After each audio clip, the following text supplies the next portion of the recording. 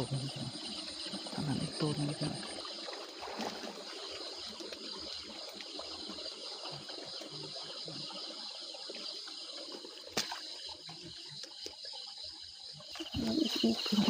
เย็นติดเลยใช่ไหมตัวบุญได้ได้เปลือกพี่น้อยว้าวโอ้ย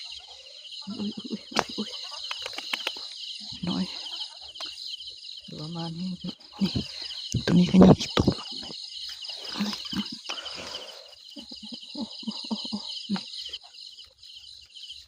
สี่ตัวเลยพี่น้อยถือว่ามาแห้งพี่น้อย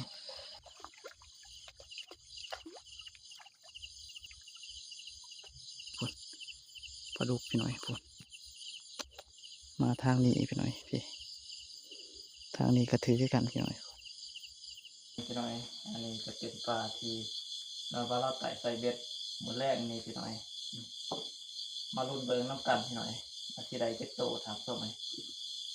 ใส่ประมาณ10 ปลายล่างนี่แหละพี่น้อยใส่เบ็ดกบในหาล่างพี่น้อยนี่ตัวหนึ่งทางส้มไหมตัวหนึ่ง2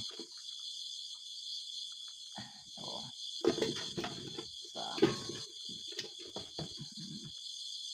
4 5